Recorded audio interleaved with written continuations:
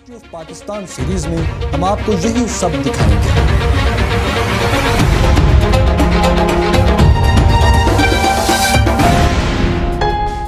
7 اگست 1998 صبح 10 اور 11 بجے کے درمیان کینیا اور تنزانیہ میں امریکی سفارت خانے بارود کے دھماکوں سے گونج اٹھے۔ 2 بارود سے بھرے ٹرک سفارت خانوں سے ٹکرا گئے تھے۔ دونوں عمارتیں بری طرح تباہ ہوئیں۔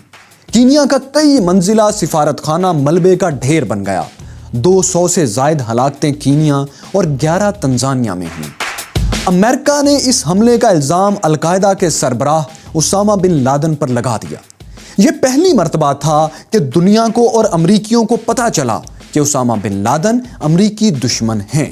یہی وہ وقت تھا جب امریکی ادارے FBI نے اسامہ بن لادن کو انتہائی مطلوب افراد کی فہرست میں شامل کر لیا۔ لیکن سوال یہ تھا کہ اسامہ بن لادن ہیں کہاں؟ اسامہ بن لادن کی امریکہ سے دوستی اور طالبان سے تعلق پر ہم آپ کو ایک مکمل ویڈیو دکھا چکے ہیں۔ تو امریکہ اچھی طرح جانتا تھا کہ اسامہ بن لادن افغانستان میں طالبان کی حفاظت میں ہیں، اور یہ وہ وقت تھا جب طالبان مزار شریف پر قبضہ کرنے کے بعد تقریباً پورے افغانستان پر کنٹرول حاصل کر چکے تھے، اور ملا عمر اسلامی امارات افغانستان کے امیر المومنین تھے۔ تو بس اب امریکہ نے افغانستان کے امیر المومنین سے مطالبہ شروع کر دیا کہ بن لادن کو واشنگٹن کے حوالے کیا جائے۔ ملا عمر کے بعد امریکہ کو پاکستان سے بھی مدد درکار تھی، کیونکہ کینیا میں دھماکے کرنے والے خفیہ راستوں سے افغانستان پہنچنے کی کوشش کر رہے تھے، اور اس کے لیے انہیں پاکستان سے گزرنا پڑنا تھا۔ ایسی ہی کوشش کرتے ہوئے ایک شخص کو پاکستانی انٹیلیجنس اداروں نے گرفتار کر لیا۔ یہ شخص مبینہ طور پر افریقی دھماکوں میں ملوث تھا۔ یہ شخص جعلی پاسپورٹ پر پاکستان کے راستے افغانستان جانے کی کوشش کر رہا تھا۔ یہ سعودی عرب کا شہری صادق حویدہ تھا، پاکستان کو مطلوب بھی نہیں تھا، اور اس وقت پاکستان کو امریکہ سے تعلقات بہتر کرنے کی ضرورت بھی تھی۔ اس لیے اسے فوراً کینیا کے حوالے کر دیا گیا، کیونکہ حادثہ کینیا کی سرزمین پر ہوا تھا۔ یوں پاکستان نے امریکی تفتیش میں تعاون کیا، لیکن ملا عمر نے واشنگٹن کے مطالبات مسترد کر دیے۔ انہوں نے پہلے تو امریکہ کو سمجھانا چاہا اور وضاحت دی کہ بن لادن کا امریکی سفارت خانوں پر حملوں سے کوئی تعلق نہیں، لیکن مسئلہ یہ تھا کہ امریکہ، پاکستان اور سعودی عرب، یعنی وہ تینوں ممالک جو طالبان سے بہت قریبی تعلق رکھتے تھے، ان تینوں کی انٹیلیجنس ایجنسیاں اسامہ بن لادن کو شک کی نظروں سے دیکھتی تھیں۔ بلکہ پاکستانی خفیہ ایجنسی ISI نے چونکہ صادق حویدہ سے انٹروگیٹ بھی کیا تھا، اس لیے وہ بہت سی ایسی باتیں بھی جانتے تھے جو شاید ملا عمر اور دیگر نہ جانتے ہوں۔ امریکہ ایک طرف ملا عمر پر دباؤ بڑھا رہا تھا، تو دوسری طرف سعودی عرب اور پاکستان سے بھی مطالبہ کر رہا تھا کہ اسامہ بن لادن کی گرفتاری میں مدد کی جائے۔ اور کیا آپ جانتے ہیں کہ افغانستان کی امارات اسلامیہ یعنی ملا عمر کی حکومت کو دنیا میں کس کس نے تسلیم کیا تھا؟ سعودی عرب، عرب امارات اور پاکستان۔ اب امریکہ نے طالبان کے سامنے مطالبہ رکھا کہ اگر وہ اسامہ بن لادن کو ان کے حوالے کر دیں تو امریکہ بھی ان کی حکومت کو تسلیم کر لے گا۔ کہتے ہیں پاکستان نے خفیہ ایجنسیوں کے ذریعے ملا عمر کو سمجھانے کی کوشش کی کہ اسامہ بن لادن سے خود کو دور کر لیں اور عالمی دھارے میں شامل ہو جائیں، لیکن ملا عمر نے صاف انکار کر دیا۔ ان کے وزیر خارجہ نے کہا کہ اسامہ بن لادن کو امریکہ کے حوالے کرنے کا سوال ہی پیدا نہیں ہوتا۔ جب مزید دباؤ بڑھا تو اسلامی امارات افغانستان کے دفتر خارجہ نے مزید سخت بیان جاری کر دیا۔ انہوں نے کہا ہم اسامہ بن لادن پر قربان ہو جائیں گے، لیکن انہیں امریکہ کے حوالے نہیں کریں گے۔ طالبان کے وزیر خارجہ امریکہ کو دبی زبان میں یہ پیغام بھی دے رہے تھے کہ امریکہ افغانستان پر حملے کی کوشش نہ کرے، ورنہ ہم دیکھ لیں گے۔ ملا عمر کی حکومت ابھی 2 برس پہلے ہی قائم ہوئی تھی، اور یہ ان کی پہلی بڑی اسٹریٹجک غلطی تھی کہ انہوں نے امریکی رد عمل کا درست اندازہ نہیں لگایا۔ اس غلط اندازے کا پہلا نقصان یہ ہوا کہ سعودی عرب نے امارات افغانستان کا سفارت خانہ بند کر کے طالبان حکومت سے رابطے ختم کر دیے۔ دوسرا نقصان پاکستان کو ہوا یہ کہ 17 اگست کو امریکہ نے پاکستان کو خطرناک ممالک کی فہرست میں شامل کر کے اپنے شہریوں کو پاکستان چھوڑنے کا حکم دے دیا۔ ایک دن میں 600 امریکی سفارتکار پاکستان چھوڑ گئے۔ پاکستان کے لیے یہ ایک عجیب و غریب صورتحال تھی، کیونکہ پاکستان تو امریکہ سے تعاون کر رہا تھا، پھر ایسا کیوں؟ ایسا نہیں تھا کہ پاکستان کو اس کیوں کا جواب معلوم نہ ہو۔ وزیر اعظم پاکستان نواز شریف اس کو سمجھ بھی رہے تھے اور امریکہ کو سمجھا بھی رہے تھے۔ سمجھ یہ رہے تھے کہ اب امریکہ پاکستان کی سرزمین کو استعمال کرتے ہوئے افغانستان پر حملہ کرنے کی کوشش کرے گا اور اس متوقع رد عمل سے بچنے کے لیے اپنے شہریوں کو نکال رہا ہے۔ سمجھا یوں رہے تھے کہ انہوں نے امریکی حکومت کو پیغام بھجوایا کہ ہم نے صادق حویدہ کو گرفتار اور کینیا کے حوالے کر کے اپنی صاف نیت ظاہر کر دی ہے، اب پاکستان کو مزید امتحان میں نہ ڈالا جائے۔ انہوں نے امریکہ کو یاد بھی دلایا کہ جنہیں آپ اب دہشت گرد کہہ رہے ہیں ان کو تربیت بھی آپ ہی نے دی تھی۔ یہ حقیقت بھی مد نظر رہے کہ بل کلنٹن ان دنوں ایک ناکام عشق کی بدنامی کے صدمے بھی سہ رہے تھے اور انہی صدموں کے درمیان انہوں نے افغانستان پر حملے کا فیصلہ کر لیا تھا۔ 20 اگست 1998 کو امریکہ کے بحری جنگی جہازوں نے پاکستانی سمندری حدود کے قریب بحیرہ عرب میں نقل و حرکت شروع کر دی۔ ان کے ساتھ امریکی آبدوز بھی تھی۔ اب یہ وہ امریکی ملٹری مشین تھی جسے سمندر سے زمین پر میزائل فائر کرنے کے لیے استعمال کیا جاتا تھا۔ پاک بحریہ نے یہ ساری نقل و حرکت ڈیٹیکٹ کر کے حکومت کو آگاہ کر دیا۔ پاکستان سمجھ گیا کہ امریکہ کسی بھی وقت افغانستان پر حملہ کر سکتا ہے۔ امریکہ بھی جان گیا کہ پاکستان اس کے ارادے بھانپ چکا ہے، لیکن اب اس میں ایک مسئلہ تھا۔ مسئلہ یہ تھا کہ امریکہ کے نشانے پر افغانستان کا علاقہ خوست تھا۔ خوست میں امریکہ زوارقلی البدر کیمپ کو نشانہ بنانا چاہتا تھا اور اس کو نشانہ بنانے کے لیے امریکی میزائلوں کو پاکستانی حدود سے گزرنا تھا، جس پر پاکستان کا رد عمل شدید بھی ہو سکتا تھا۔ لیکن امریکہ نے ان سب تحفظات کے باوجود 20 اگست کو افغانستان اور سوڈان پر حملہ کر دیا۔ اتنا انہوں نے ضرور کیا کہ آرمی اور وزیر اعظم نواز شریف کو میزائل فائر ہونے کے فوراً بعد بتا دیا کہ پاکستان کی فضا سے گزرنے والے کروز میزائل امریکی ہیں، اسامہ بن لادن کے لیے ہیں اور پاکستان کے خلاف نہیں ہیں۔ یہ حملہ ٹاماہوک کروز میزائل سے کیا گیا تھا۔ سوڈان پر حملہ سعودی عرب کے قریب بحیرہ احمر سے اور افغانستان پر حملہ پاکستان کے سمندری حدود کے باہر بحیرہ عرب سے کیا گیا تھا۔ لیکن یہ ایک ناکام آپریشن تھا۔ ناکام اس لیے کہ امریکہ غلط ہدف کو نشانہ بنا رہا تھا۔ زوارقلی البدر کیمپ کا القاعدہ سے کوئی تعلق نہیں تھا، جس کا ثبوت یہ تھا کہ اس حملے میں اسامہ بن لادن یا ان کے کمانڈر تو دور کی بات، طالبان کا بھی کوئی رہنما جاں بحق نہیں ہوا۔ اس حملے میں دوسری ناکامی یہ تھی کہ امریکی جنرل زینی کے مطابق ابھی ٹاماہاک کروز میزائل 100% درست نشانے کی صلاحیت نہیں رکھتے تھے۔ اس فنی خرابی کے باعث کچھ میزائل افغانستان کے بجائے پاکستانی سرحد کے اندر گرے۔ یہ میزائل پاکستان نے قبضے میں لے لیے۔ کروز میزائل کی ٹیکنالوجی اس وقت دنیا کی جدید ترین وار ٹیکنالوجیز میں سے ایک تھی اور یہ پاکستان کے پاس نہیں تھی۔ چنانچہ امریکہ نے کوششیں شروع کر دیں کہ پاکستان وہ کروز میزائل جو پاکستان میں گر گئے ہیں واپس کر دے۔ لیکن پاکستان نے میزائل واپس کرنے کے بجائے وہی کیا جو کرنا چاہیے تھا۔ پاکستان نے امریکہ سے شدید احتجاج شروع کر دیا۔ اس حملے کی ناکامی کا ایک اور سب سے بڑا فائدہ القاعدہ کو ہوا۔ القاعدہ اور اسامہ بن لادن، یہ دونوں نام پوری دنیا میں جنگل کی آگ کی طرح پھیل گئے۔ لاتعداد والدین نے اپنے بچوں کے نام اسامہ کے نام پر رکھنے شروع کر دیے۔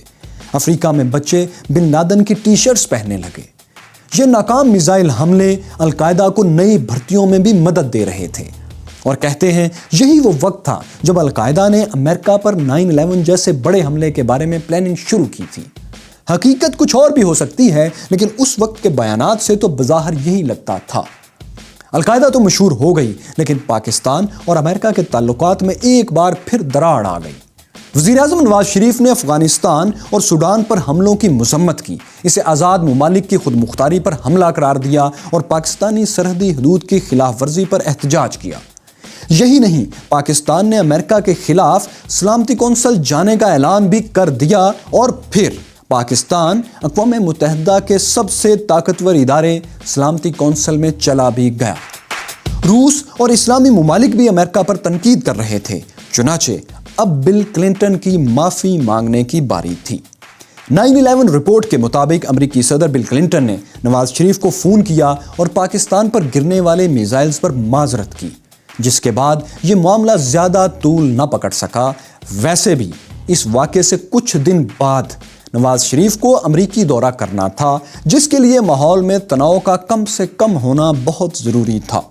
اب اس کو حسن اتفاق کہیں یا خوش قسمتی یا بدقسمتی کہ امریکہ نے جب اسامہ بن لادن کو نشانہ بنانے کے لیے جدید ٹیکنالوجی والے کروز میزائل کا استعمال کیا تو ٹماہوک کروز میزائل پاکستان میں بھی گرے، جس کے 7 سال بعد پاکستان نے اعلان کیا تھا کہ ہم نے ایٹامک وار ہیڈ لے جانے والے پہلے کروز میزائل کا کامیاب ٹیسٹ کر لیا ہے، جسے ہم بابر 1 کے نام سے جانتے ہیں۔ اور دوسری بار جب اسامہ بن لادن کو پکڑنے کے لیے امریکہ جدید اسٹیلتھ ٹیکنالوجی والے ہیلی کاپٹرز لے کر پاکستان میں گھسا تو ایک ہیلی کاپٹر پاکستان میں گر گیا، جسے امریکہ فوری طور پر واپس حاصل کرنا چاہتا تھا لیکن ناکام رہا۔ ہم نے کچھ دیر پہلے آپ کو بتایا تھا کہ کلنٹن ان دنوں ناکام عشق کے صدمے بھی سہ رہے تھے، تو جناب اسی سلسلے میں افغانستان اور سوڈان پر حملوں کی ایک سازشی تھیوری بھی ہے۔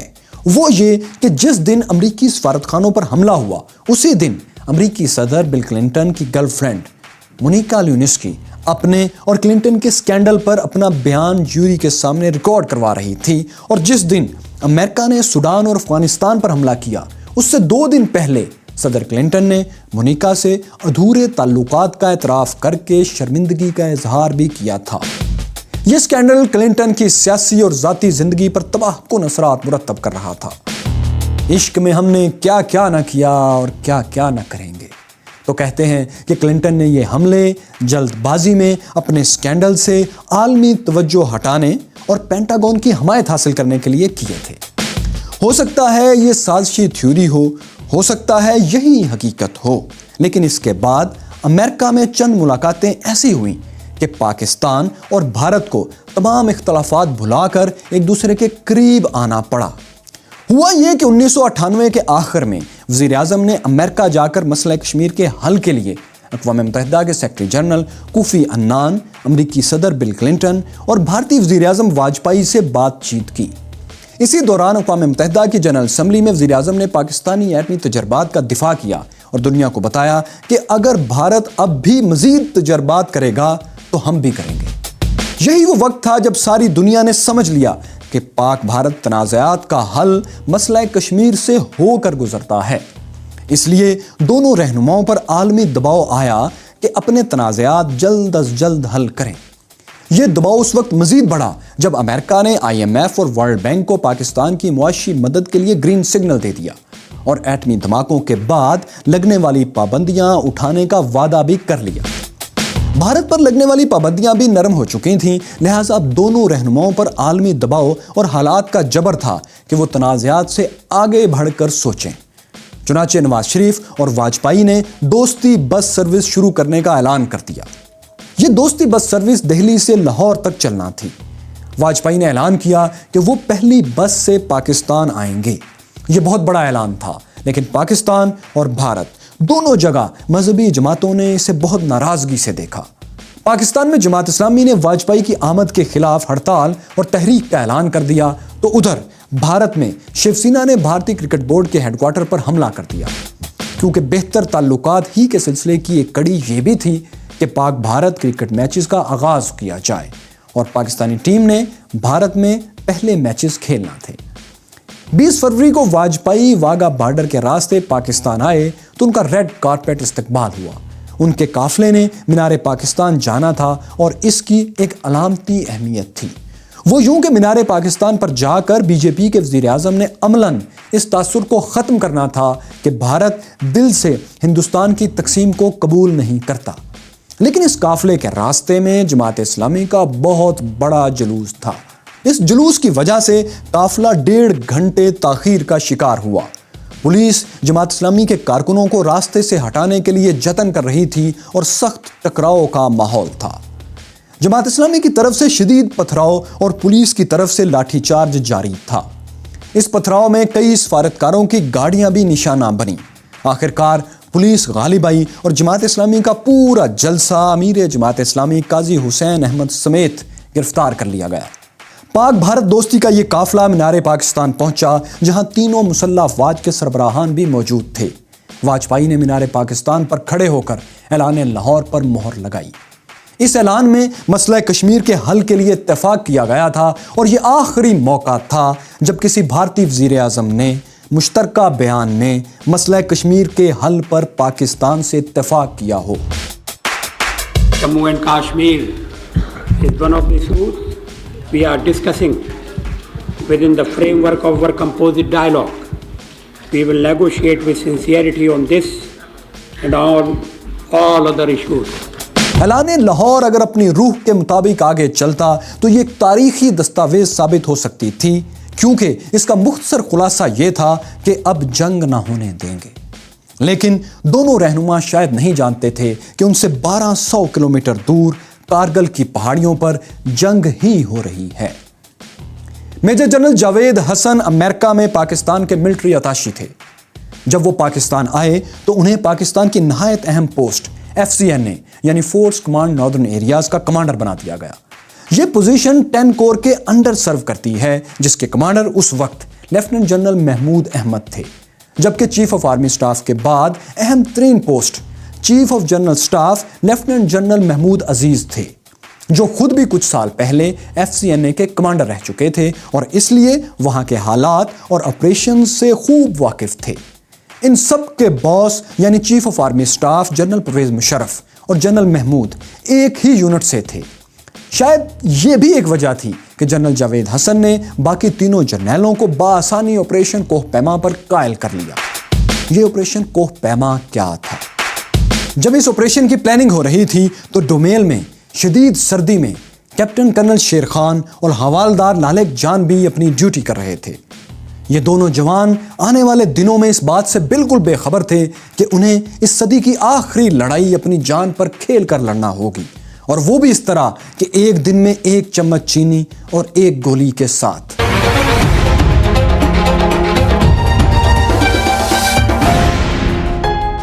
انیس سو 71 کی پاک بھارت جنگ کا ایک واقعہ یہ بھی تھا کہ بھارت نے لائن آف کنٹرول کی خلاف ورزی کرتے ہوئے پاکستانی سائٹ پر واقع کارگل کے کچھ حصے پر قبضہ کر لیا تھا۔ اس وقت سے اسے واپس لینے کے لیے پلانز پاکستانی فوج میں بن رہے تھے۔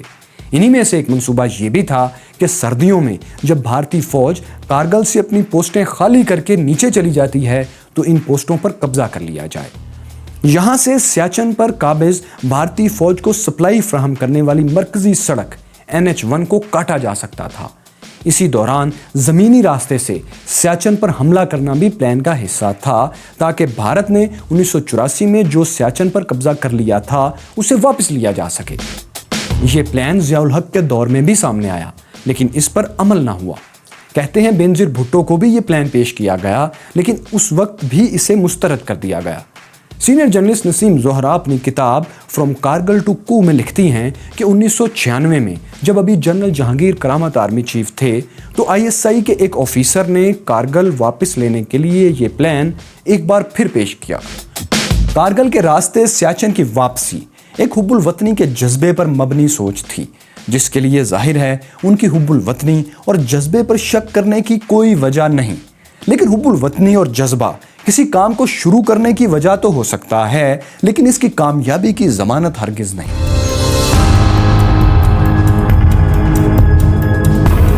کامیابی کی ضمانت کس چیز سے مشروط تھی، اس بات کا آرمی چیف جنرل جہانگیر کرامت کو اچھی طرح اندازہ تھا۔ اسی لیے انہوں نے یہ منصوبہ اسیسمنٹ کے لیے متعلقہ شعبوں کو بھیجا تاکہ دیکھا جا سکے کہ یہ منصوبہ کتنا ممکنہ کامیابی کے قریب اور کتنا دور ہے۔ تو پہلے یہ منصوبہ پلاننگ ڈائریکٹوریٹ کے پاس گیا، اس کے بعد ریویو کے لیے DG ملٹری آپریشنز کے پاس گیا، اور آخر میں کمپریہنسو اسٹڈی کے لیے کارگل پلان ISI کے انالیسس ونگ کے پاس آیا۔ اس اسٹڈی میں ایئر فورس، نیوی، SSG اور فوج کے دیگر شعبوں کے جہاندیدہ پروفیشنلز شریک تھے۔ ان تمام افسران نے ایک مکمل ریویو کے بعد اس منصوبے کو مسترد کر دیا۔ کہا گیا ٹیکٹیکلی یہ ایک اچھا پلان ہے، یعنی اس کے ذریعے ہم کارگل پر قبضہ تو کر لیں گے، لیکن اسٹریٹجیکلی یہ ایک ناکام پلان ہے، یعنی اس قبضے کو برقرار رکھنا ممکن نہیں ہوگا۔ ISI کی ٹیم نے اپنی یہ رپورٹ سیل بند کر کے GHQ میں جمع کروا دی۔ ISI کے وہ آفیسر جرنل جو کارگل پلان پر عمل کرنا چاہتے تھے، انہوں نے اس بات کا برا منایا۔ انہوں نے اسیسمنٹ ٹیم کے ایک ممبر کو اپنے دفتر بلایا اور غصے سے کہا، تم باہر سے پڑھ کر آنے والے مجھے بتاؤ گے کہ اسٹریٹجی کیا ہوتی ہے؟ یہ جنرل اس لیے ایسا کہہ رہے تھے کیونکہ وہ ایک بار پہلے اس سے ملتا جلتا پلان کامیابی سے مکمل کر چکے تھے۔ جی ہاں، انہی نے 1988 میں جب وہ بریگیڈ کمانڈر تھے، لائن آف کنٹرول کے اندر بھارتی قبضے والے علاقے میں جا کر کارگل کے ایریا میں 28 بلند ترین چوٹیوں پر قبضہ کر لیا تھا۔ ان میں سے بہت سی چوٹیاں بشمول بلند ترین چوٹی 5353 آج بھی پاکستان کے پاس ہے۔ تو یہ جنرل جن کا کارگل پلان مسترد ہوا اور جنہوں نے بطور بریگیڈ کمانڈ بھارتی قبضے والے علاقے کی 28 چوٹیوں پر قبضہ کیا تھا، میجر جنرل عزیز خان تھے۔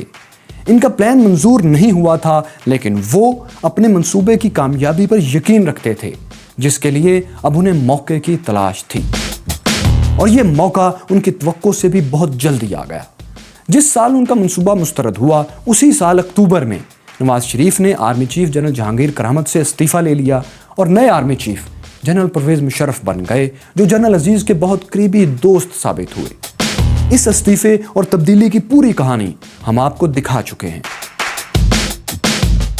ISPR کے سابق ڈپٹی ڈائریکٹر کرنل اشفاق حسین کے مطابق جنرل مشرف جب آرمی چیف بنے تو FCNA کے commander major general Javed Hassan line of control عبور کرنے کی منصوبہ بندی کر چکے تھے۔ انہوں نے chief of general staff lieutenant general Aziz Khan اور 10 کور کے کمانڈر جنرل محمود کو قائل بھی کر لیا۔ جنرل عزیز تو پہلے ہی اس پلان سے متفق تھے، اس کے بعد جنرل مشرف کو راضی کرنا ان کے لیے مشکل نہیں تھا۔ جو تھوڑی بہت مشکل تھی اس کو جنرل جاوید نے زبانی کلامی حل کر لیا۔ میجر جنرل جاوید امریکہ میں پاکستان کے ملٹری اتاشی رہے تھے۔ انہوں نے جنرل مشرف کو بتایا کہ امریکی دراصل بھارتیوں سے نفرت کرتے ہیں، اگر ہم کچھ کر سکیں تو وہ ہمارا ساتھ دیں گے۔ جنرل مشرف اپنے جوانوں کے تحفظ کی ہدایت کر کے منصوبے سے متفق ہو گئے اور اس بات سے بھی متفق ہو گئے کہ اس پلان کا علم سیاسی قیادت تو دور کی بات، فوج کی سینئر قیادت کو بھی نہیں ہونا چاہیے۔ کرنل اشفاق ہی کے مطابق یہ آپریشن کارگل دراصل 4 جرنیلوں ہی کا منصوبہ تھا، باقی فوج اس کے آغاز سے لا علم تھی۔ اکتوبر 1998 میں جنرل مشرف نے انفارملی کارگل آپریشن کی منظوری دی، جسے آپریشن کوہ پیما کا نام دیا گیا تھا۔ اس آپریشن کو ہیڈ جنرل عزیز کر رہے تھے، جبکہ فرنٹ لائن پر جنرل جاوید حسن تھے جو FCNA کے کمانڈر تھے، اور انہی کے انڈر NLI یعنی ناردرن لائٹ انفینٹری تھی۔ یاد رہے کہ دراصل کارگل کی ساری جنگ اسی NLI کے جوانوں نے لڑی تھی۔ یہ فورس اس وقت پاکستان کی ریگولر آرمی کا حصہ نہیں تھی، بلکہ پیراملٹری فورس کا ایک درجہ رکھتی تھی۔ تو یوں NLI کے جوانوں نے اپنے جنرل جاوید حسن کی کمانڈ میں یہ آپریشن ایک زبانی اجازت پر شروع کر دیا۔ لائن آف کنٹرول کے دوسری طرف پاک فوج کے جوانوں نے پوسٹیں قائم کرنا شروع کر دیں۔ لیکن یاد رہے کہ اس وقت کے army chief general Pervez Musharraf اس سے تھوڑی سی مختلف کہانی سناتے ہیں۔ اپنی کتاب in the line of fire میں وہ بتاتے ہیں کہ دراصل انہوں نے اور باقی 3 جرنیلوں نے یہ منصوبہ نہیں بنایا تھا، بلکہ واقعہ یہ تھا کہ ان دنوں بھارتی فوج سیاچن اور کارگل پر کچھ غیر معمولی نقل و حرکت کر رہی تھی۔ بھارتی فوج ان دنوں بڑی تیزی سے سنو سکوٹرز، سنو موبائلز اور انتہائی بلندی پر کام آنے والے اسپیشل ہتھیار حاصل کر رہی تھی۔ ان کے وزیر دفاع جارج فرنانڈس 1998 کے شروع اور درمیان میں سیاچن اور کارگل کے بار بار چکر لگا رہے تھے، جس سے اندازہ ہوتا تھا کہ بھارت کسی آپریشن کی تیاری کر رہا ہے۔ جنرل مشرف کے مطابق دراس اور کارگل کے درمیان ہماری دفاعی پوزیشنز میں گیپس تھے، اس لیے ان درمیانی گیپس کو فل کرنے کے لیے 10 کور اور FCNA کے کمانڈر جنرل جاوید حسن نے جنوری 1999 میں فارملی پلان پیش کیا، جسے انہوں نے اپروول دے دی۔ جنرل مشرف کے مطابق اپریل 1999 تک لائن آف کنٹرول کے ساتھ ساتھ 120 کلومیٹر کے ایریا میں 100 کے قریب پوسٹیں قائم کر لی گئی تھیں اور ہر پوسٹ میں 10 سے 20 جوان تعینات تھے۔ جنرل مشرف کے بقول لائن آف کنٹرول کے پار سینکڑوں مربع کلومیٹر کے علاقے میں پاکستانی فورسز نے نہیں بلکہ مجاہدین نے مورچے بنا رکھے تھے۔ لیکن ستم یہ ہے کہ جنرل مشرف کے اس دعوے کو اس وقت کے ISI کے DG انالیسس لیفٹیننٹ جنرل شاہد عزیز مسترد کرتے ہیں اور کہتے ہیں کہ انہیں میٹنگ میں DGMO نے خود بتایا تھا کہ ایسا صرف دشمن کو دھوکہ دینے کے لیے کہا جا رہا ہے۔ اس پر جنرل شاہد نے اس میٹنگ میں اعتراض اٹھایا کہ یہ بات کسی سے چھپی نہیں رہے گی کہ وہاں دراصل مجاہدین نہیں، ہماری فورسز ہیں۔ جنرل شاہد عزیز اپنی کتاب یہ خاموشی کہاں تک میں لکھتے ہیں کہ اس بات پر ڈی جی ایم او توقیر ضیاء نے ان کی تائید کی، لیکن جنرل عزیز خان ان سے ناراض ہو گئے۔ کرنل اشفاق اور سینئر صحافی نسیم زہرہ بھی جنرل مشرف کے اس دعوے کو کہ پوسٹیں لائن آف کنٹرول پر تھیں اور لائن آف کنٹرول کے پار صرف مجاہدین تھے، تسلیم نہیں کرتے۔ یہاں یہ بات بتانا بھی اہم ہے کہ لائن آف کنٹرول کشمیر کے درمیان وہ لائن ہے جو مقبوضہ کشمیر اور پاکستانی حصے آزاد کشمیر کو الگ کرتی ہے۔ یہ مستقل سرحد نہیں، ایک متنازعہ علاقے کی عارضی جنگ بندی لائن ہے۔ اسے عالمی طور پر لائن آف کنٹرول تسلیم کیا جاتا ہے، نہ کہ انٹرنیشنل بارڈر۔ اس لائن کے ایک طرف مقبوضہ کشمیر میں بھارتی فوج ہے تو دوسری طرف آزاد کشمیر میں پاکستانی فوج۔ تو اگر پاکستان اور بھارت میں سے کوئی بھی فوج اسے کراس کرنا چاہے تو اسے پہلے اپنی حکومتوں سے اجازت لینا ہوتی ہے، کیونکہ لائن آف کنٹرول کراس کرنے کا مطلب کھلی جنگ بھی ہو سکتا ہے۔ لیکن آپریشن کوہ پیما کے لیے army chief general Pervez Musharraf نے وزیر اعظم یا سیکرٹری دفاع سے باضابطہ اجازت نہیں لی تھی۔ اس بات کو جنرل مشرف اپنی کتاب اور بعد کے انٹرویوز میں تسلیم کرتے ہیں کہ جنوری تک وزیر اعظم نواز شریف کو اس آپریشن کے بارے میں بتانا ضروری نہیں تھا، کیونکہ یہ ایک لوکل ٹیکٹیکل آپریشن تھا اور نیڈ ٹو نو بیسس پر، یعنی جہاں جس کو جتنی ضرورت ہوتی تھی اتنا بتا دیا جاتا تھا۔ وزیر اعظم اس وقت کے جو elected prime minister Nawaz Sharif صاحب تھے، ان کی منظوری لی گئی تھی؟ ناؤ دیکھیں، وزیر اعظم چھوڑیں، آرمی چیف جب بھی لائن آف کنٹرول پہ ادھر کہ ایکٹیو لائن آف کنٹرول تھی، روزانہ فائرنگ ہو رہی ہوتی تھی، روزانہ ادھر سیاچن میں ایکشن ہو رہے ہوتے تھے، یہ چل رہے تھے، برسوں سے چل رہے تھے یہی ایکشن۔ تو ان کی کوئی پرمیشن انیشل سٹیجز میں اگر کوئی لائن آف کنٹرول کے اوپر موومنٹ کرنی ہے، لائن آف کنٹرول کو آکیپائی کرنا ہے، اسٹرینتھن کرنا ہے، کہیں سے ٹروپس ودرا کر کے دوسری جگہ لے کر جانے ہیں، کوئی پرمیشن اکارڈنگ ٹو امپورٹنس اس کی پرمیشن لی جاتی ہے۔ ایسے نہیں کہ ہر چیز کی پرائم منسٹر کے پاس جا کر تو نہیں، ہر چیز کی تو آرمی چیف سے بھی پرمیشن لی جاتی ہے۔ بہرحال آپریشن کے پہلے مرحلے میں جوانوں کو لائن آف کنٹرول کے پار پہنچانا شروع کر دیا گیا تھا، لیکن اس وقت جوانوں کو آگے پہنچانے سے بھی مشکل کام اسلحے اور خوراک کو مورچوں تک پہنچانا تھا، کیونکہ اتنی بلندی پر ہزاروں کلو گرام وزنی توپوں اور گولوں کو ٹرکوں پر لاد کر پہنچانا ناممکن کام تھا۔ لیکن اس مسئلے کا ایک حل تھا۔ Deputy director ISPR colonel Ashfaq Hussain لکھتے ہیں کہ پاکستان نے روس سے MI-17 ہیلی کاپٹرز منگوائے تھے۔ یہ زبردست ہیلی کاپٹر تھے اور انہیں FCN ہی کو دیا گیا تھا، وہی FCN جس کے کمانڈر میجر جنرل جاوید حسن تھے۔ منصوبہ یہ تھا کہ ہیلی کاپٹروں کے ذریعے ہی راشن اور اسلحہ اگلے مورچوں پر پہنچایا جائے، لیکن اس میں مسئلہ یہ تھا کہ ان توپوں کا وزن ہزاروں کلو گرام میں تھا۔ اتنی وزنی جنگی مشینری 15 سے 17 ہزار فٹ بلندی پر پہنچانا ایک بظاہر ناممکن کام تھا، لیکن اسے بھی ممکن بنایا گیا، اور وہ یوں کہ توپیں کھول کر ان کے 8 حصے کیے گئے اور ہر حصے کو MI-17 ہیلی کاپٹروں سے لٹکا کر باری باری محاذ پر پہنچا دیا گیا۔ یہ سب ہو رہا تھا، لیکن نہ صرف پاکستان کی سیاسی قیادت اس سے لا علم تھی، بلکہ پاک فوج کے اہم ترین ادارے بھی اس سے لا علم رکھے گئے تھے۔ MI یعنی ملٹری انٹیلیجنس، یعنی وہ ادارہ جو پاک فوج کے اندر کے معاملات کی نگرانی کرتا ہے، یہ آپریشن اس کے علم میں بھی نہیں لایا گیا تھا۔ لیکن ایسا نہیں تھا کہ MI جیسا زبردست ادارہ اس ساری ایکٹیویٹی سے زیادہ دیر تک بے خبر رہا ہو۔ اس وقت کے MI چیف جنرل احسان الحق نے نسیم زہرہ کو انٹرویو میں بتایا کہ انہیں ایک فیلڈ انٹیلیجنس آفیسر نے سکردو میں کچھ غیر معمولی نقل و حرکت کی اطلاعات دی تھی، جسے سن کر وہ حیران رہ گئے تھے۔ انہوں نے یہ اطلاعات army chief general Pervez Musharraf کو دی۔ یہاں جنرل مشرف نے انہیں حقیقت بتانے کے بجائے بات کو ٹال دیا، لیکن انہوں نے مبینہ طور پر 10 کور کے کمانڈر کو بتا دیا کہ MI کو آپریشن کوہ پیما کے بارے میں پتہ چل گیا ہے۔ کمانڈر 10 کور جنرل محمود نے MI چیف کو مطمئن کرنے کے بجائے انہیں اپنے دفتر طلب کر لیا۔ اپنے دفتر میں جنرل محمود نے بجائے حقیقت بتانے کے یہ پوچھنا شروع کر دیا کہ آپ کو یہ اطلاع کس آفیسر نے دی۔ اس آفیسر کا نام معلوم ہونے پر اسے ڈانٹ ڈپٹ کر چپ کروا دیا گیا۔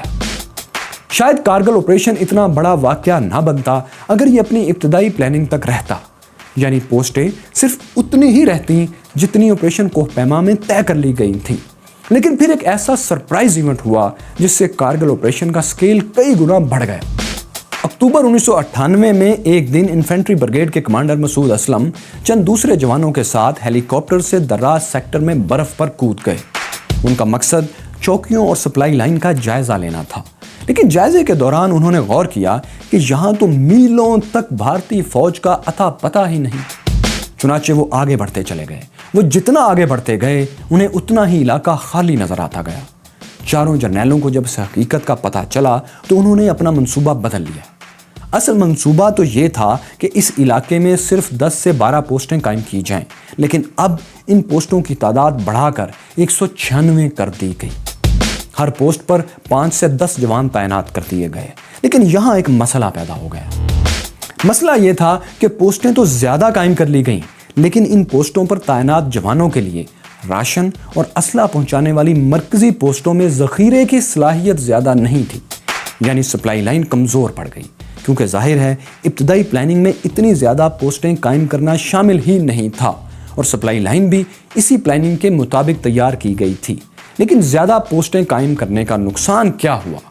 نقصان کا اندازہ یوں لگائیں کہ NLA کی ایک یونٹ 5 مقبوضہ کشمیر میں 24 کلومیٹر تک داخل ہو چکی تھی، جبکہ یہ 97 مربع کلومیٹر تک پھیل گئی تھی۔ اس کی 26 پوسٹوں کو خوراک اور سپلائی کرنے والی ایک مرکزی پوسٹ صرف 3 سے 4 دن کے لیے راشن ذخیرہ کر سکتی تھی۔ یہی وجہ تھی کہ یہاں زیادہ تر پوسٹوں پر جوانوں کو ہفتوں تک خالی پیٹ لڑائی لڑنا پڑی۔ ISPR میں ڈپٹی ڈائریکٹر رہنے والے کرنل اشفاق کہتے ہیں کہ کئی پوسٹوں پر جوانوں کی ایک دن کی خوراک صرف 1 چمچ چینی اور وطن سے محبت کے جذبے کے سوا کچھ بھی نہ تھی۔ اب یہاں دلچسپ سوال یہ پیدا ہوتا ہے کہ اکتوبر 98 اور جنوری 99 کے درمیان لائن آف کنٹرول کے دوسری طرف یعنی مقبوضہ کشمیر میں کیا ہو رہا تھا؟ تو ایسا تھا کہ دسمبر 98 تک تو بھارتی کمانڈرز اس سارے آپریشن سے بالکل بے خبر تھے، لیکن بھارتی افسران کے ٹی وی انٹرویوز سے یہ معلوم ہوتا ہے کہ انہیں جنوری 99 سے کچھ نقل و حرکت کی اطلاعات موصول ہونا شروع ہو گئی تھی۔ گو کہ یہ مکمل اطلاعات نہیں تھیں، لیکن کچھ نہ کچھ تھا۔ جنوری 1999 میں بھارتی فوج کے کرنل پشپندر اوبرائے نے اپنے GOC کو لائن آف کنٹرول کی سچویشن کے بارے میں لکھا کہ 6 کلومیٹر بھارتی کنٹرول والے علاقے کے اندر انفلٹریشن ہو چکی ہے، لیکن حیران کن بات تھی کہ بھارتی کمانڈرز اپنی پوسٹوں کی حفاظت کے بجائے لداخ میں چڑیا گھر بنانے میں زیادہ دلچسپی دکھا رہے تھے۔ وہ اپنے جوانوں کی بات سننے کے بجائے انہیں حکم دے رہے تھے کہ اچھی نسل کے جانور اور پرندے چڑیا گھر کے لیے پہنچائے جائیں۔ زو کے مجھے بتایا گیا کہ زو بنائیں گے، GOC میں لڑائی کے لیے ویپن مانگ رہا تھا، ڈیفنسز مانگ رہا تھا، GOC بولے زو بنائیں گے، اینیمل پکڑو، یہ پکڑو، اور ٹروپس آگے سے نکال کے زو میں استعمال ہوئے، اور ڈیفنس اسٹور جو تھے جو وہاں یوز ہونے تھے وہ پیچھے لے میں زو بنانے کے لیے استعمال ہوتے، جو پلانٹ تھا digging machines and all they were use there. اب دیکھیں کہ ایک طرف محاذ گرم ہو رہا تھا اور دوسری جانب صورتحال یہ تھی کہ جنوری کا آغاز تھا، آپریشن بہت آگے جا چکا تھا، لیکن پاکستان کے چیف ایگزیکٹو یعنی وزیر اعظم نواز شریف، ایئر چیف، نیول چیف اور یہاں تک کہ DGISI کو بھی اعتماد میں نہیں لیا گیا تھا۔ وزیر اعظم تو ایک طرف بقول لیفٹیننٹ جنرل شاہد عزیز جو کارگل کے دنوں میں ISI میں DG انالیسس تھے، وہ کہتے ہیں کہ اس وقت کے DG military operations lieutenant general Tauqir Zia, جن کی ذمہ داری تھی کہ پاک فوج کے تمام آپریشنز کے لیے وسائل مہیا کریں، وہ بھی اس آپریشن سے آگاہ نہیں تھے۔ انہیں کب آگاہ کیا گیا؟ آپریشن شروع ہونے کے 3 ماہ بعد، جی ہاں 16 جنوری 1999 رمضان المبارک کے آخری جمعے کے روز MOD راولپنڈی میں ایک میٹنگ ہوئی۔ اس میٹنگ میں کارگل آپریشن یا کوہ پیما کے ماسٹر مائنڈز چاروں جرنیلوں کے علاوہ اہم ترین کردار لیفٹیننٹ جنرل توقیر ضیاء ہی تھے۔ یہ پہلی بار تھا کہ اتنے بڑے آپریشن کے بارے میں آپریشنز کے سب سے اہم کمانڈر کو اعتماد میں لیا جا رہا تھا۔ اس میٹنگ میں جنرل عزیز چاہتے تھے کہ جنرل توقیر ضیاء بھی آپریشن کی اونرشپ لیں، لیکن وہ میٹنگ میں پہلو تک نہیں بدل رہے تھے۔ اس میٹنگ میں آرمی چیف نے اس آپریشن کی باضابطہ اجازت دی۔ اجازت دینے کے بعد انہوں نے سوال کیا کہ اچھا اگر یہ آپریشن ناکام ہوا تو کیا ہوگا؟ میجر جنرل جاوید حسن جو FCNA کے کمانڈر تھے، اس سارے آپریشن کو لیڈ کر رہے تھے، انہوں نے کہا اگر یہ ناکام ہو گیا تو میری گردن حاضر ہے۔ ان کے باس کمانڈر 10 کور جنرل محمود نے کہا ان کی گردن کیوں؟ اگر یہ آپریشن ناکام ہوا تو میری گردن اڑے گی، کیونکہ اس سے کلیئر تو میں نے کیا ہے۔ یہ سن کر آرمی چیف جنرل مشرف بولے، تم دونوں کی کیوں، اصل میں تو وہ میری گردن ہوگی، اپروول تو میں نے دی ہے۔ انہوں نے اپروول تو دی، لیکن یہ ایس او پیز کے خلاف اپروول تھی، کیونکہ کسی بھی ملٹری آپریشن کے لیے آئی ایس آئی سمیت دیگر انٹیلیجنس اداروں سے اسیسمنٹ لی جاتی ہے، جو کہ نہیں لی گئی تھی۔ ایسے آپریشنز کے لیے آخری اپروول وزارت دفاع سے لی جاتی ہے، جو کہ نہیں لی گئی تھی۔ حقیقت میں یہ اجازت ابھی تک ایک زبانی اجازت تھی، لیکن اب رفتہ رفتہ وہ وقت قریب آ رہا تھا جب جنرل مشرف سمیت چاروں جرنیل یہ سمجھنے لگے تھے کہ اگر سیاسی قیادت کو اعتماد میں نہ لیا گیا اور آپریشن ناکام ہو گیا تو سارا ملبہ انہی پر آئے گا۔ چنانچہ سیاسی قیادت کو ٹکڑوں میں آگاہ کرنے کا آغاز کیا گیا۔ لیکن اس وقت بھی جو 3 میٹنگز ہوئیں سیاسی قیادت کے ساتھ، ان میں صورتحال بہت دلچسپ رہی۔ نسیم زہرا ان میٹنگز میں موجود سینئر آرمی آفیسرز کے حوالے سے بتاتی ہیں کہ پہلی بار 29 جنوری 1999 کو سکردو میں نواز شریف کو بتایا گیا کہ لائن آف کنٹرول کے پار ہمیں زیادہ ایکٹیو ہونے کی ضرورت ہے، جس کے لیے لوکل لیول پر کچھ آپریشنز کرنا پڑیں گے۔ اس میٹنگ میں ڈیفنس سیکٹری جنرل افتخار بھی موجود تھے۔ ان کے بقول اس ملاقات کی ساری گفتگو میں کارگل یا آپریشن کوہ پیما کے بارے میں ایک لفظ بھی نہیں کہا گیا، لیکن یہ بھی ایک حقیقت ہے کہ وزیر اعظم نواز شریف نے بھی زیادہ ایکٹیو ہونے کی تفصیل جاننے کی کوشش نہیں کی۔ دوسری میٹنگ 5 فروری 1999 میں لائن آف کنٹرول کے قریب خیل سیکٹر میں ہوئی۔ یہاں وزیر اعظم نواز شریف سے ایک سڑک کا افتتاح کروایا گیا، لیکن ایک بار پھر یہاں کارگل کا ذکر نہیں ہوا۔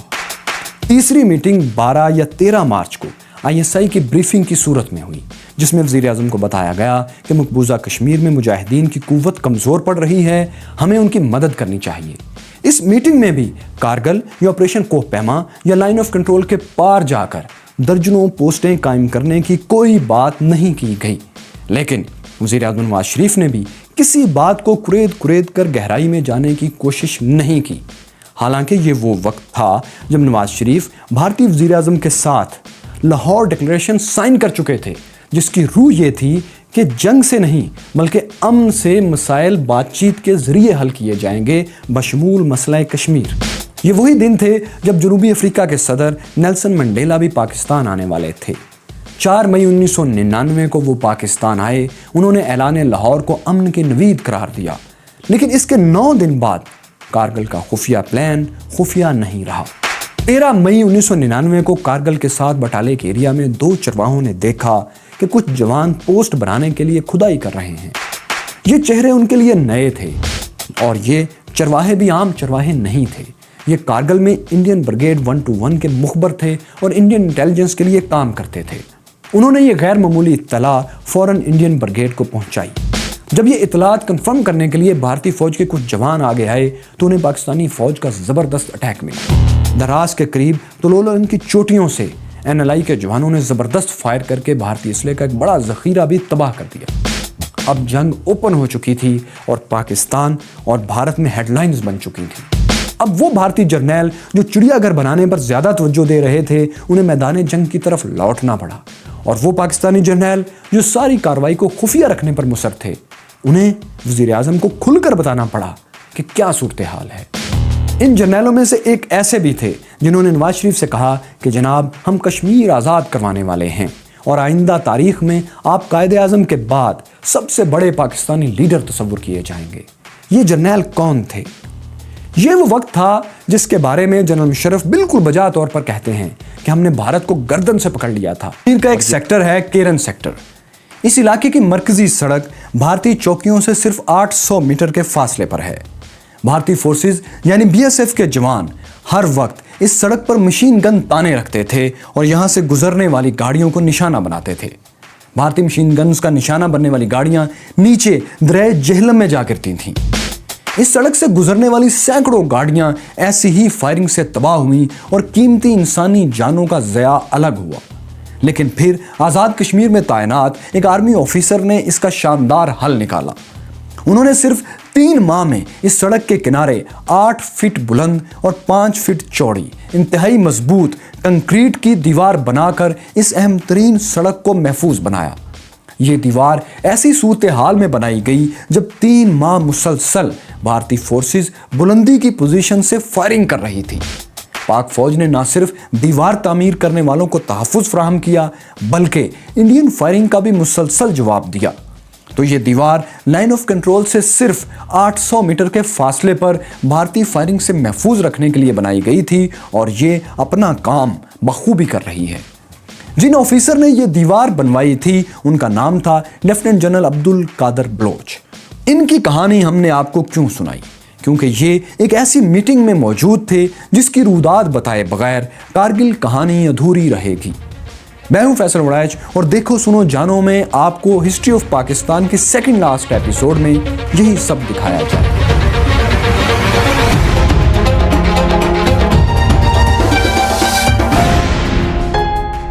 ہسٹری آف پاکستان کی پچھلی قسط میں آپ دیکھ چکے ہیں کہ مئی کے شروع میں کارگل کی جنگ اوپن ہو چکی تھی۔ پاکستان اور بھارت دونوں طرف ہیڈ لائنز بننا شروع ہو گئی تھیں۔ انہی دنوں یعنی مئی کے آغاز میں فارمیشن کمانڈرز کی ایک میٹنگ ہوئی جس میں پاک فوج کے اعلیٰ افسران موجود تھے۔ یہاں موجود افسران نے جنرل مشرف اور دیگر سے پوچھا کہ کارگل پر جنگ کی خبریں چھپ رہی ہیں، اس کی حقیقت کیا ہے؟ یہ ایسا موقع تھا جس میں جنرل مشرف اپنے تینوں ساتھی جرنیلوں سمیت کارگل کے پلان کو چھپا نہیں سکتے تھے، کیونکہ کچھ کور کمانڈرز اور سینئر افسران کھل کر اپنی ناراضگی کا اظہار کر رہے تھے کہ اتنے اہم معاملے پر انہیں اعتماد میں کیوں نہیں لیا گیا۔ بہرحال اس میٹنگ میں کارگل پلان کرنے والے 4 جرنیلوں میں سے ایک کمانڈر 10 کور جنرل محمود نے آپریشن کوہ پیما پر بریفنگ دی اور بتایا کہ پاکستان مقبوضہ کشمیر میں ملٹری ایکشن بڑھانا چاہتا ہے اور چاہتا ہے کہ عالمی توجہ کشمیر کی طرف دلائی جائے۔ انہوں نے لائن آف کنٹرول کے پار پاکستانی پوزیشنز بھی دکھائیں اور بتایا کہ کس طرح ان پوزیشنز سے اہم سڑک لداخ سری نگر ہائی وے بند کی جا سکتی ہے۔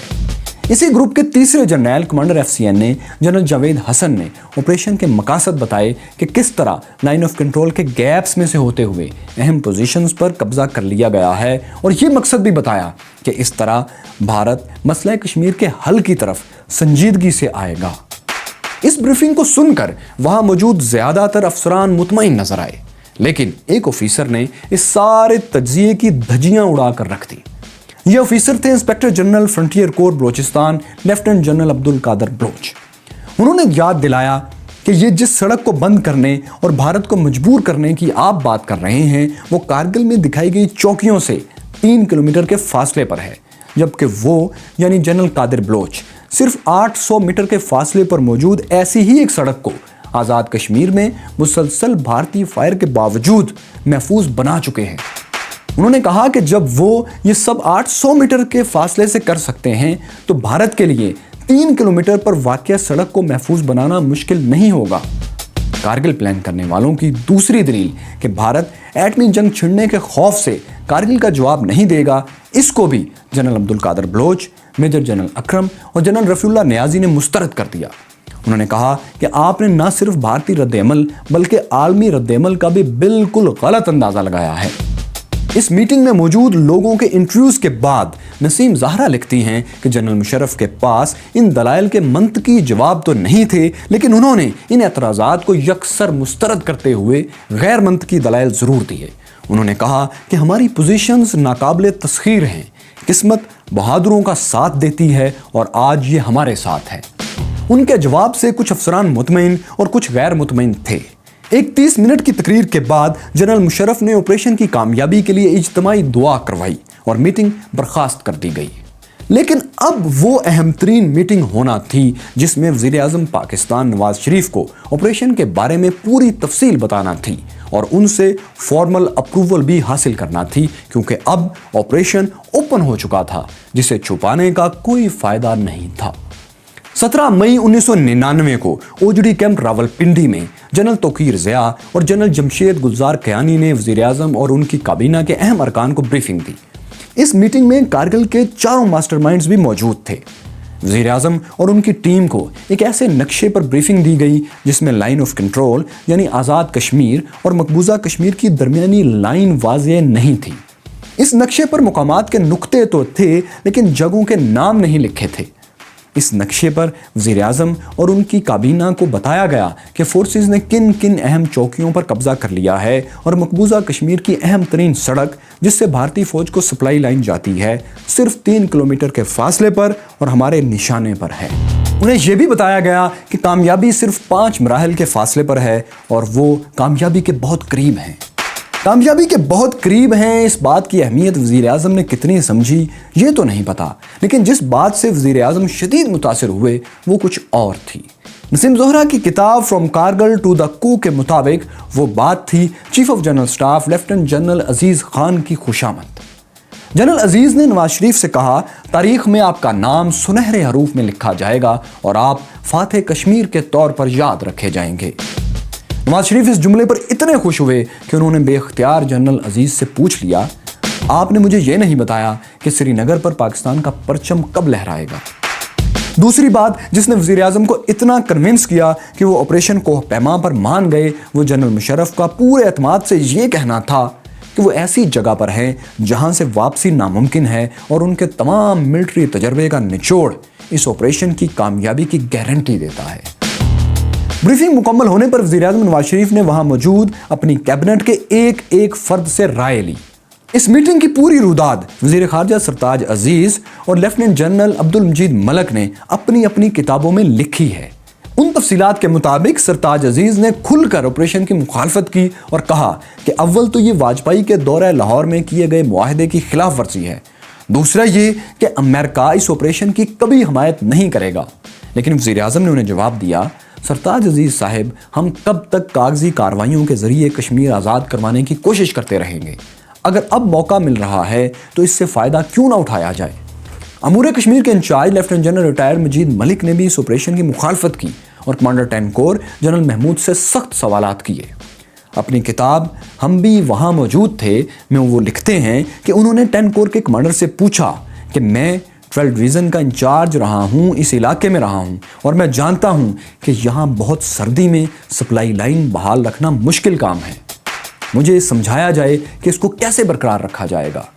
جواب میں 10 کور کمانڈر نے سرد مہری دکھائی اور کہا کہ اب حالات بدل گئے ہیں، آپ کے زمانے میں ایسا ہوتا ہوگا، اب ایسے مسائل نہیں ہیں۔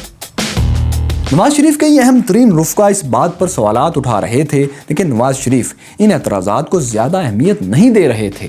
شاید وہ اب تک جنرل عزیز کے فاتح کشمیر والے خوشامدانہ جملوں میں کھوئے ہوئے تھے۔ بہرحال جنرل مشرف اس میٹنگ میں آپریشن کوہ پیما کی غیر رسمی اجازت لینے میں کامیاب ہو گئے اور میٹنگ ختم ہو گئی۔ اس میٹنگ میں ایک اور شخص بھی تھا جس کی رائے نے جنرل مشرف کو آرمی چیف بنانے میں اہم کردار ادا کیا تھا، یعنی چودھری نثار علی خان کے بھائی سیکرٹری دفاع جنرل افتخار علی خان۔ وہ بریفنگ کے دوران غیر واضح نقشوں کے باوجود صورتحال واضح طور پر سمجھ چکے تھے۔ انہوں نے واپسی پر وزیر اعظم کو گھر میں داخل ہونے سے پہلے پکڑ لیا اور پوچھا، سر کیا آپ جانتے ہیں ہماری فوج لائن آف کنٹرول پار کر چکی ہے اور کیا اس بات کی آپ سے اجازت لی گئی ہے؟ نواز شریف نے حیرت سے پوچھا، کیا لائن آف کنٹرول کراس ہو چکی ہے؟ جنرل افتخار نے بجائے جواب دینے کے پھر پوچھا، سر کیا آپ جانتے ہیں کہ لائن آف کنٹرول کراس کرنے کا مطلب کیا ہوتا ہے؟ اس کا مطلب کھلی جنگ ہوتا ہے۔ اب نواز شریف کو معاملے کی سنگینی کا احساس ہونے لگا تھا۔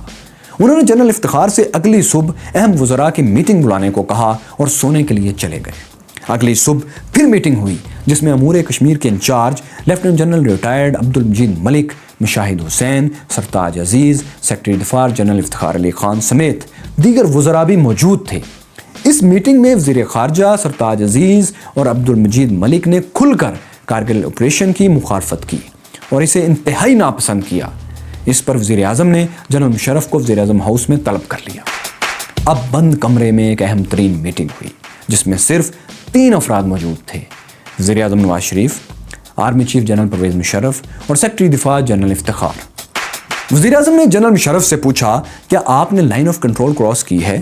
جنرل مشرف نے کہا، یس سر، ہم نے کی ہے۔ وزیر اعظم نے پھر پوچھا، کس کی اجازت سے؟ جنرل مشرف نے جواب دیا، میں نے اپنی ذمہ داری پر کی ہے سر، اگر آپ آرڈر دیں تو میں فوج کو واپسی کا حکم دے دیتا ہوں۔ یہ وہ تاریخی موقع تھا جب وزیر اعظم معاملے کے ہر پہلو کو سمجھ بھی چکے تھے اور فیصلے کی پوزیشن میں بھی تھے۔ وہ چاہتے تو واپسی کی کوئی صورت نکالنے کے لیے قدم بڑھا سکتے تھے، لیکن وزیر اعظم نے اس موقع پر کہا، فوج حکومت کا حصہ ہے، چنانچہ ہم آرمی کو سپورٹ کریں گے۔ اب نواز شریف تمام معاملے سے آگاہ ہو چکے تھے، لیکن کیا کریں کہ نواز شریف کو آگاہ کرنے والے اب اکیلے جنرل مشرف ہی نہیں تھے، ایک اور شخص بھی تھا جس نے ناراضگی بھرا فون کیا۔ بھارتی وزیر اعظم اٹل بہاری واجپئی نے وزیر اعظم نواز شریف کو فون کیا اور کہا کہ آپریشن کارگل کے باعث معاملہ ان کی برداشت سے باہر ہو چکا ہے۔ وہ ایسا اس لیے کہہ رہے تھے کیونکہ لائن آف کنٹرول پر بھارتی فورسز کو شدید نقصان کا سامنا تھا۔ پاکستانی فورسز NLI کے جوانوں نے کارگل کی بلندیوں سے بھارتی فوج کو رگید کر رکھ دیا تھا۔ کارگل کے دروں اور چوکیوں پر پاکستانی فورسز کا کنٹرول ہو چکا تھا، جنگ دراز سیکٹر تک پھیل چکی تھی۔ مقابلے کے لیے بھارتی فورسز گن شپ ہیلی کاپٹرز لے آئے تھے، لیکن وہ بھی کسی کام نہیں آ رہے تھے کیونکہ جوانوں نے انہیں مار گرانا شروع کر دیا تھا۔ لداخ سری نگر روڈ بھارتی فورسز کے لیے ناقابل استعمال ہو چکی تھی اور عملاً ہر محاذ سے بھارتی فوج پسپا ہو رہی تھی۔ اور یہ بات ہے 26 مئی کی اور یہ ابھی شروعات تھی۔ اس وقت تک بھارتی فورسز کو اندازہ ہو چکا تھا کہ کارگل کی بلندیوں پر مجاہدین نہیں بلکہ انتہائی تربیت یافتہ منظم فورس موجود ہے۔ جب بھارتی فورسز سے کچھ نہ بن پڑا تو وہ مقابلے کے لیے ایئر فورس کو میدان میں لے آئے۔ 100 طیاروں سے 17,000 فٹ کی بلندی پر بیٹھے پاکستانی جوانوں پر کلسٹر بم برسائے گئے۔ لیزر گائیڈڈ میزائل سے بمباری شروع ہو گئی اور بھارت سویڈن سے خریدی ہوئی state of the art Bofors guns بھی میدان میں لے آئے۔ بھارتی فورسز کے لیے کارگل کی واپسی عزت اور ذلت کا مسئلہ بن چکی تھی، کیونکہ جن بلندیوں کو پاک فوج کے جوان قبضے میں لے چکے تھے وہ واپس لینا بھارتی فوج کے لیے آسان نہیں تھا۔ اس لیے بھارت اب جنگ کو پھیلانے کی تیاری کرنے لگا۔ انڈین وزیر اعظم واجپئی نے پوری فوج کو جنگ کی تیاری کا حکم دے دیا۔ انڈین ایئر فورس تو پہلے ہی میدان میں کود چکی تھی، اب انڈین نیوی نے بھی حرکت شروع کر دی۔ جواب میں پاک بحریہ نے بھی پوزیشنز لے لیں۔ اب یہ وہ رد عمل تھا جس کی جنرل مشرف اور ان کے تینوں ساتھی جرنیلوں نے بالکل توقع نہیں کی تھی۔ حالانکہ ISI کے انالیسس ونگ نے اس کی طرف ان کی توجہ دلانے کی پوری کوشش کی تھی، جس کے بارے میں ہم پچھلی قسط میں آپ کو دکھا چکے ہیں، لیکن اب بہت دیر ہو چکی تھی۔ اس سب کے باوجود پاک فوج کے جوان اپنے وطن کے لیے 17,000 فٹ کی بلندی پر -20 ڈگری سینٹی گریڈ میں انتہائی بہادری سے لڑ رہے تھے۔ یہی وجہ تھی کہ ابتدا میں بھارتی فورسز چوکیاں واپس لینے میں بری طرح ناکام ہوئی۔ بھارت کے طیارے تباہ ہو رہے تھے، گن شپ ہیلی کاپٹرز گر رہے تھے اور ان کے پائلٹ پاکستان کے ہاتھوں گرفتار ہو رہے تھے۔ ناکامی دیکھتے ہوئے بھارت نے پلان بدلا۔ اب انہوں نے اپنے لڑاکا طیاروں کے ذریعے 17,000 فٹ کی بلندی پر بیٹھے پاک فوج کے جوانوں کی سپلائی لائنز کاٹنا شروع کر دی، جس کے لیے بیہائنڈ دا لائنز یعنی جوانوں کی پوزیشنز سے پیچھے لائن آف کنٹرول پر حملے شروع ہو گئے۔ ایسے میں بھی پاک فوج کے جوانوں نے کچھ بھارتی MiG طیارے تباہ کر دیے، لیکن بھارت میراج طیارے جو F-16 کے مقابلے کے طیارے تھے انہیں بھی میدان میں لے آیا۔ انتہائی بلندی اور سردی میں لڑنے والے سپاہیوں کے لیے قائم کی گئی سپلائی لائن پہلے ہی کمزور تھی، وہ کئی جگہ سے کٹ کر مزید کمزور ہو گئی۔ جوانوں کے لیے خوراک اور اسلحہ ضرورت سے بہت کم رہ گیا۔ کئی پوسٹوں پر NLI کے جوان خالی پیٹ ہفتوں لڑتے رہے۔ اب جون کا وسط شروع ہو چکا تھا اور وزیر اعظم کو اندازہ ہو گیا تھا کہ جنرل مشرف نے جو فتح کی امید دلائی تھی اور جنرل عزیز نے جو فاتح کشمیر کا مکھن لگایا تھا اس کی مہک ختم ہونے والی ہے۔ مزید یہ کہ کارگل آپریشن پر پاکستان کے انتہائی قریبی دوست چین نے بھی حمایت سے انکار کر دیا تھا۔ امریکہ جس نے ایٹمی ہتھیاروں کے تجربات کے بعد پابندیاں لگائی اور ہٹائی تھیں، وہ ایک بار پھر ناراض ہو گیا تھا۔ ترکی اور سعودی عرب اس معاملے پر پاکستان کی حمایت میں کوئی بیان جاری نہیں کر رہے تھے۔ ایسے میں پاکستان تنہا کھڑا تھا اور چین سمیت تمام دنیا جنگ بند کرنے اور لائن آف کنٹرول پر واپسی کا مطالبہ کر رہی تھی۔ اب جبکہ کوئی ملک کارگل آپریشن کی حمایت نہیں کر رہا تھا اور بھارت اپنی بری فوج کے ساتھ ایئر فورس اور نیوی کو بھی حرکت میں لے آیا تھا، تو سوال یہ نہیں تھا کہ کارگل پر قبضہ برقرار رکھنا ہے یا نہیں۔ سوال یہ تھا کہ کیا بھارت کے جواب میں پاکستان کو بھی ایئر فورس اور نیوی کو جنگ کی تیاری کا حکم دینا ہے یا نہیں؟ کیا پاکستان آل آؤٹ وار کے لیے تیار ہے یا نہیں، ایک ایسی جنگ کے لیے جس میں اس کے اچھے برے وقتوں کے اتحادی ممالک بھی ساتھ نہیں ہیں؟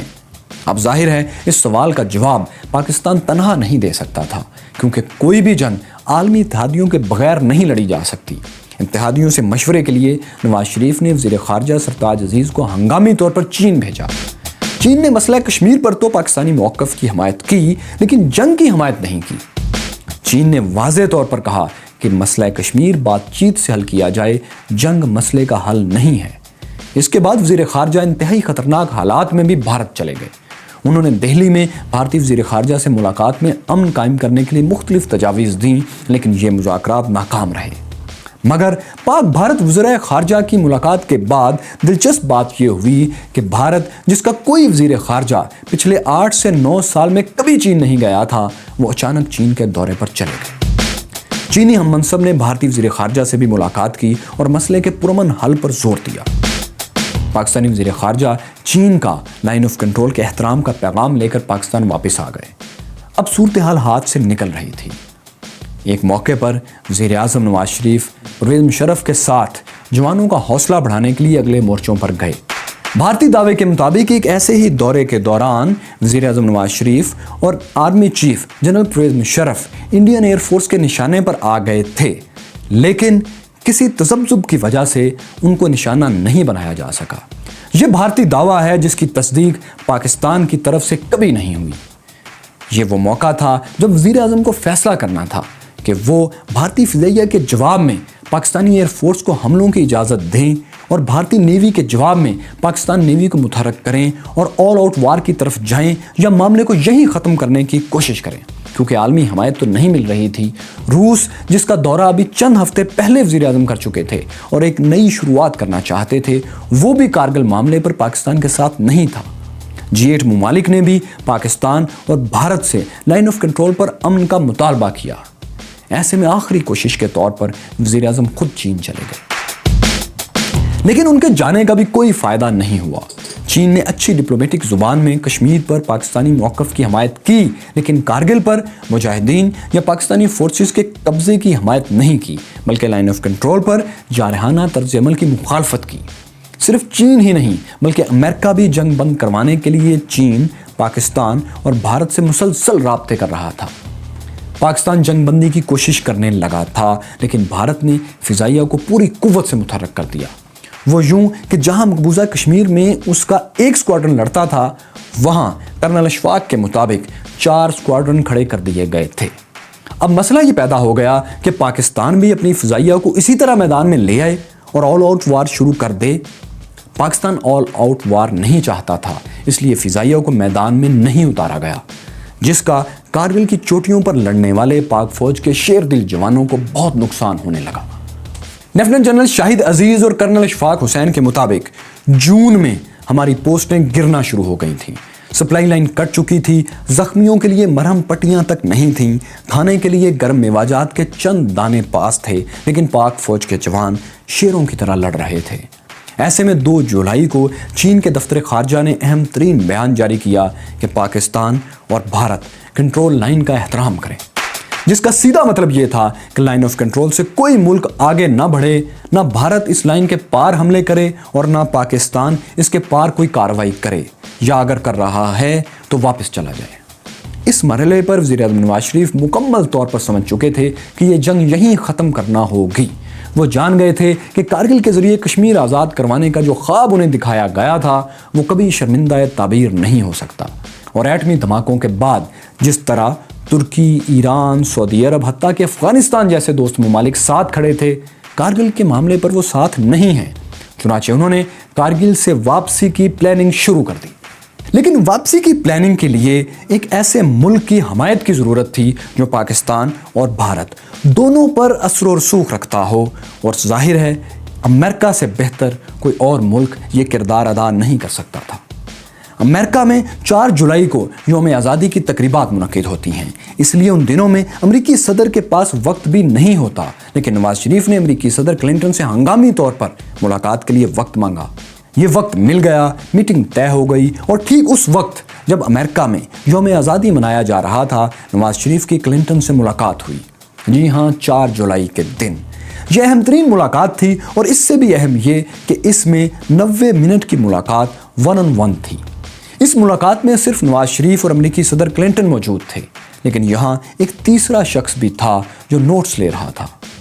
یہ امریکی صدر کے خاص ایڈوائزر بروس ریڈل تھے۔ انہوں نے بعد میں اپنی کتاب میں اس بند کمرے کی ملاقات کی تفصیل لکھی ہے، جس کے مطابق نواز شریف کارگل سے فوج کی آبرومندانہ واپسی اور مسئلہ کشمیر کے حل میں امریکی مدد چاہتے تھے۔ بل کلنٹن نے اس میٹنگ میں بھارتی وزیر اعظم اٹل بہاری واجپئی کو بھی فون کیا۔ میٹنگ کے آخر میں طے پایا کہ پاکستان بغیر کسی شرط کے کارگل سے فوج نکالے گا، امریکہ مسئلہ کشمیر کے پرامن حل کے لیے تعاون کرے گا۔ نواز شریف امریکہ سے واپسی پر برطانوی وزیر اعظم ٹونی بلیئر سے بھی لندن میں ملے اور کارگل کی پرامن جنگ بندی کے لیے حمایت حاصل کی۔ 12 مئی کو وزیر اعظم نواز شریف نے قوم سے خطاب کیا۔ یہ کارگل سے واپسی کا آفیشیل اعلان تھا۔ انہوں نے خطاب میں کہا کہ ہم کب تک بچوں کا مستقبل بیچ کر توپوں کے گولے بناتے رہیں گے۔ انہوں نے عوام سے خطاب میں یہ نہیں بتایا کہ لائن آف کنٹرول کے پار مجاہدین نہیں بلکہ NLI کے جوان تھے، اور دوران تقریر وہ انہیں مجاہدین ہی کہتے رہے اور کہا کہ مجاہدین نے ان کی اپیل پر کارگل کی چوٹیاں خالی کر کے امن کے لیے ایک راستہ پیدا کیا ہے جو کشمیر کی آزادی کی طرف جاتا ہے۔ اس موقع پر پاک فوج کے ترجمان بریگیڈیئر راشد قریشی نے بھی قوم کو سچ نہیں بتایا۔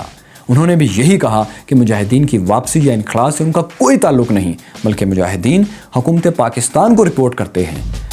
شاید یہی وجہ ہے کہ بہت سے لوگ یہ سمجھتے ہیں کہ پاکستان کے مسائل کی ایک بڑی وجہ یہ ہے کہ ہمارے بڑے عوام سے سچ نہیں بولتے، جس کا نقصان پوری قوم کو اور خاص طور پر غریب عوام کو بھگتنا پڑتا ہے، کبھی جانی اور مالی صورت میں اور کبھی جذباتی صدموں کی صورت میں۔ کارگل سے واپسی کے اعلان کے بعد وزیر اعظم نواز شریف آرمی چیف کے ساتھ اگلے مورچوں کے دورے پر گئے۔ لائن آف کنٹرول پر انہوں نے جوانوں کے جذبے کو سراہا اور ان کا مورال اپ کرنے کی کوشش کی۔ اب کارگل کی بلندیوں سے لائن آف کنٹرول کی طرف جوانوں کی واپسی شروع ہو گئی تھی، لیکن یہاں بھارتی فوج نے نواز شریف اور کلنٹن کی ملاقات میں طے ہونے والے اس معاہدے کی خلاف ورزی کی جس پر بھارتی وزیر اعظم کو بھی اعتماد میں لیا گیا تھا۔ جب پاک فوج کے جوان لائن آف کنٹرول کی طرف واپس آ رہے تھے تو بھارتی فورسز نے ان پر پیچھے سے فائرنگ شروع کر دی۔ اس اٹیک سے جانی نقصان بہت زیادہ ہوا، لیکن پاک فوج کے جوانوں نے پلٹ کر وار کیا اور آخری گولی تک مقابلہ کیا۔ وہ یوں کہ ایک پوسٹ پر ایک ایک جوان نے تنے تنہا کئی گھنٹے دشمن کو روک کر رکھا تاکہ -20 ڈگری سینٹی گریڈ میں ان کے باقی ساتھی حفاظت سے واپس جا سکیں۔ پسپائی اور باحفاظت واپسی فوج کا سب سے مشکل مشن ہوتا ہے۔ ایک ایسے ہی مشن میں حوالدار لالیک جان قادر چوکی پر تعینات تھے۔ وہ 22 ساتھیوں کے ساتھ دشمن کے 7 حملوں کو پسپا کر چکے تھے۔ پھر یوں ہوا کہ 7 جولائی کو وہ چوکی پر تنہا رہ گئے۔ وہ گھنٹوں تنہا آگے بڑھتے دشمن پر سب مشین گن سے فائر کرتے رہے۔ ایمونیشن بہت کم تھا اور کئی دن سے بھوکے پیاسے ہونے کے باعث ہمت بھی جواب دے رہی تھی، لیکن چیلنج یہ تھا کہ دشمن کو ہر حال میں آگے آنے سے روکنا ہے۔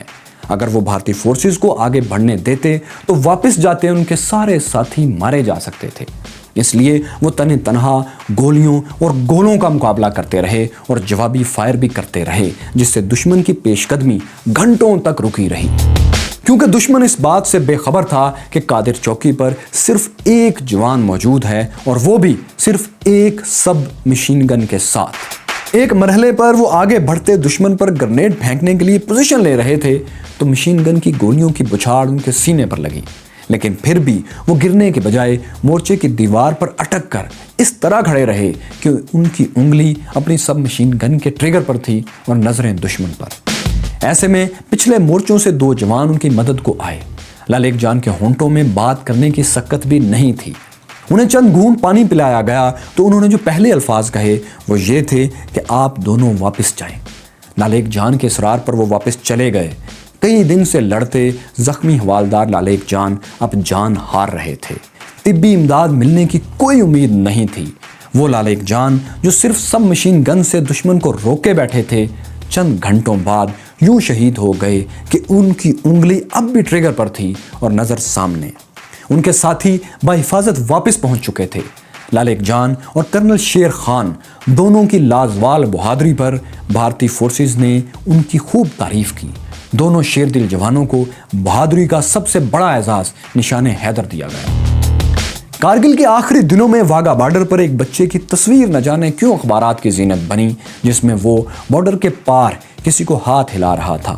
شاید وہ بازبان حال پیغام دے رہا تھا کہ جنگ کسی مسئلے کا حل نہیں بلکہ خود ایک مسئلہ ہوتی ہے۔